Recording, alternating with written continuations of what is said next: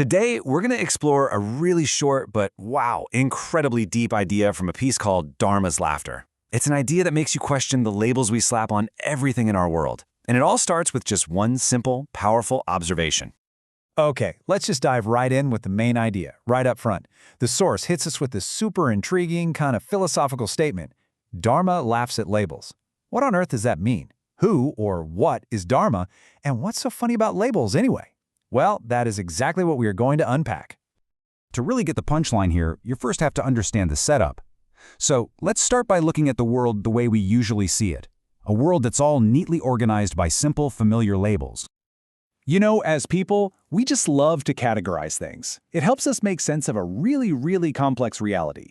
We create these binaries, these simple pairs of opposites, right? Hot and cold, light and dark, up and down. They're like mental shortcuts, but as we're about to find out, those shortcuts can sometimes make us miss the much bigger picture. Here is a classic example of that sorting in action. The source points out a common cultural idea. Dance is often labeled feminine. You think of grace, expression. And on the flip side, war gets the masculine label, all about aggression and strength. Seems pretty straightforward, right? But this is the very idea that's about to be completely turned on its head.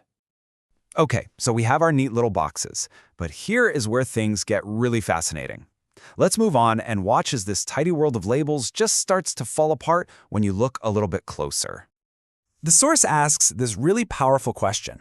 What happens when the ultimate examples, the very icons of these ideas, completely shatter the neat little boxes we've tried to put them in? So if dance is feminine, then who is the greatest dancer of all time? Well, get this. In Hindu mythology, the title of the cosmic dancer, the Lord of Dance itself, belongs to Nataraja. And Nataraja is a form of the male god, Shiva. And his dance isn't just graceful, it's this powerful cosmic force that literally creates, sustains, and destroys the entire universe. So, the ultimate dancer is male. Now, for the other side of the coin, if war is masculine, who is the absolute fiercest warrior? The source points us straight to Kali. She is a goddess, a formidable female deity of time and destruction, and she's often shown as this terrifying, relentless force on the battlefield. The ultimate warrior is female. So, let's recap. We have a male dancer and a female warrior, both at the absolute peak of their fields. And this brings us right back to that puzzle from the beginning. Let's see how all of this builds up to the cosmic punchline. Why Dharma laughs. Now, to get it, we need to understand this key concept. Dharma isn't a person. It's a really profound idea.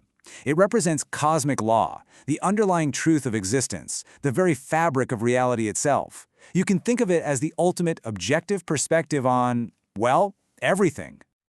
So, from this cosmic viewpoint, from Dharma's perspective, our little human attempts to label things as strictly masculine or feminine must seem incredibly limited.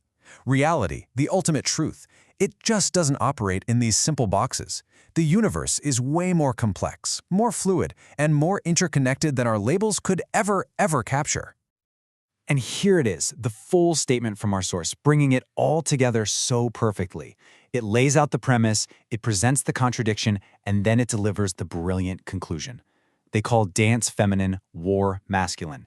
Yet the greatest dancer is Nataraja, and the fiercest warrior, Kali. Dharma laughs at labels. And here's the crucial point. This laughter isn't mean-spirited. It's not mocking our simplicity. It's the laughter of profound wisdom, of a deep understanding. It's that gentle amusement that comes from seeing the whole, vast, complicated picture, while we're down here just focusing on tiny, incomplete little pieces of it. This brings us to our final section, and the big takeaway from this whole idea. Because the point of this isn't just about understanding mythology. It's about seeing if we can apply this way of thinking to our own lives.